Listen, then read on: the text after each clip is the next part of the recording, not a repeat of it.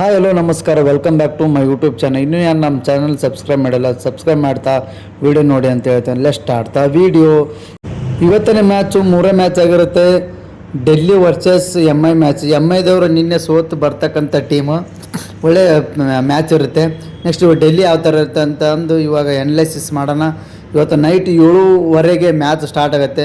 ಎಲ್ಲಿ ಸ್ಟಾರ್ಟ್ ಆಗುತ್ತಪ್ಪ ಅಂದರೆ ನಿನ್ನೆ ನಡೆದಂಥ MI ವರ್ಸಸ್ RCB ಮ್ಯಾಚ್ ನಡೀತಲ್ಲ, DY ಪಾಟೀಲ್ ಸ್ಟೇಡಿಯಮ್ ನವಿ ಮುಂಬೈಲಿ. ಸೇಮ್ ಅದೇ ಒಂದು ವೆನ್ಯೂದಲ್ಲಿ ಇವಾಗ ಮ್ಯಾಚ್ ನಡೀತಿದೆ. ಇವಾಗ ನಾವು ಡೆಲ್ಲಿ ತಂಡದ 11 ಆಟಗಾರ್ತಿಯರ ಪಟ್ಟಿಯನ್ನು ನೋಡೋಣ.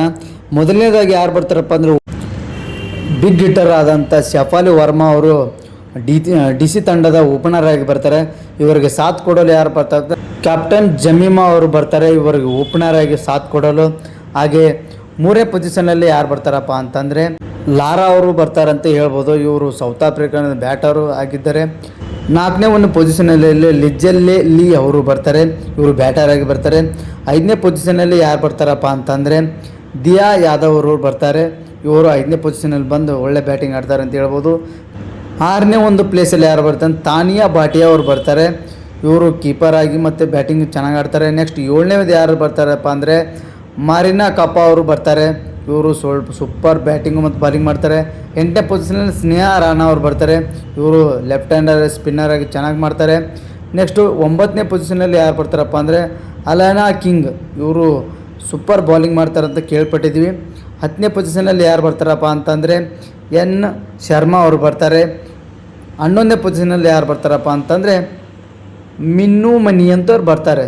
ಇದು ಆಗಿರುತ್ತೆ DC ತಂಡದ 11 ಆಟಗಾರ್ತಿಯರ ಪಟ್ಟಿ ಆಗಿರುತ್ತೆ. ಇವಾಗ ನಾವು ಮುಂಬೈ ಟೀಮ್ದ 11 ಆಟಗಾರ್ತಿಯ ಪಟ್ಟಿಯನ್ನು ನೋಡೋಣ ಬನ್ನಿ.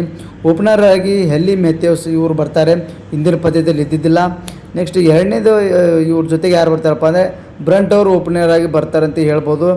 3ನೇ ಪೊಸಿಷನಲ್ಲಿ ಯಾರು ಬರ್ತಾರಪ್ಪ ಅಂದರೆ ಕ್ಯಾಪ್ಟನ್ ಹರ್ಮನ್ಪ್ರೀತ್ ಕೌರ ಅವರು ಬರ್ತಾರೆ. ಹಿಂದಿನ ಮ್ಯಾಚದಲ್ಲಿ ಅವರು ಅಷ್ಟೊಂದು ಕಾಂಟ್ರಿಬ್ಯೂಟ್ ಕೊಡೋಕ್ಕಾಗಲಿಲ್ಲ. ಈ ಒಂದು ಪಂದ್ಯದಲ್ಲಿ ಯಾವ ಥರ ಆಡ್ತಾರೆ ನೋಡೋಣ. ಆಮೇಲೆ 4ನೇ ಪೊಸಿಷನಲ್ಲಿ ಬರ್ತಾರೆ. ಹಿಂದಿನ ಪಂದ್ಯದಲ್ಲಿ ಇವರು ಓಪನರ್ ಆಗಿ ಬಂದಿದ್ದರು, ಯಾವುದೇ ರೀತಿಯ ರನ್ ನೋಡಿರಲಿಲ್ಲ ಅಷ್ಟೊಂದು. 5ನೇ ಪೊಸಿಷನಲ್ಲಿ ಅಮನ್ಜೋತ್ ಕೌರ್ ಅವರು ಬರ್ತಾರೆ. ಇವರು ಬಾಲಿಂಗು ಬ್ಯಾಟಿಂಗ್ ಚೆನ್ನಾಗಿ ಆಡ್ತಾರೆ ಅಂತ ಎಲ್ಲರಿಗೂ ಗೊತ್ತಿರೋ ವಿಷಯ. 6ನೇ ಪೊಸಿಷನಲ್ಲಿ ಪೂನಮ್ ಕೆಮ್ನ ಅವರು ಬರ್ತಾರೆ. ಇವರು ಓಪನಿಂಗ್ ಮಾಡಿದರು ಹಿಂದಿನ ಪಂದ್ಯದಲ್ಲಿ. ಇವಾಗ ನೆಕ್ಸ್ಟ್ ಯಾರಪ್ಪ ಅಂದರೆ 7ನೇ ಪೊಸಿಷನಲ್ಲಿ ಕಮಲೇನಿ ಅವರು ಬರ್ತಾರೆ. ಹಿಂದಿನ RCB ಪಂದ್ಯ ವಿರುದ್ಧ ಇವರು ಚೆನ್ನಾಗಿ ಬ್ಯಾಟಿಂಗ್ ಅಂತ ಹೇಳ್ಬೋದು. ನೆಕ್ಸ್ಟ್ 8ನೇ ಪೊಸಿಷನಲ್ಲಿ ಸಜಿನಾ ಅವರು ಬರ್ತಾರೆ. ಇವರು ಹಿಂದಿನ ಪಂದ್ಯದಲ್ಲಿ ಯಾವ ಥರ ಬ್ಯಾಟಿಂಗ್ ಆಡಿದೆ ಅಂತ ಎಲ್ಲರಿಗೂ ಗೊತ್ತಿರೋ ವಿಷಯ. 9ನೇ ಪೊಸಿಷನಲ್ಲಿ ಸಂಕ್ರಿತಿ ಗುಪ್ತಾ ಅವರು ಬರ್ತಾರೆ. ಇವರು ಚೆನ್ನಾಗಿ ಬಾಲಿಂಗ್ ಮಾಡಿ ಡೀಸೆಂಟಾಗಿ ಬಾಲಿಂಗ್ ಮಾಡಿದ್ದಾರೆ. 10ನೇ ಪೊಸಿಷನಲ್ಲಿ ಯಾರು ಬರ್ತಾರಪ್ಪ ಅಂತಂದರೆ ಸಬಿಮನ್ ಇಸ್ಮಾಯಿಲ್ ಅವರು ಬರ್ತಾರೆ. ಇವರು ಯಾವ ಥರ ಬಾಲಿಂಗ್ ಮಾಡ್ತಾರೆ ಅಂತ ಎಲ್ಲರಿಗೂ ಗೊತ್ತಿರೋ ವಿಷಯ. 11ನೇ ಪೊಸಿಷನಲ್ಲಿ ಯಾರು ಬರ್ತಾರಪ್ಪ ಅಂದರೆ ಸೈಕಾ ಇಸುಕ್ ಬರ್ತಾರೆ.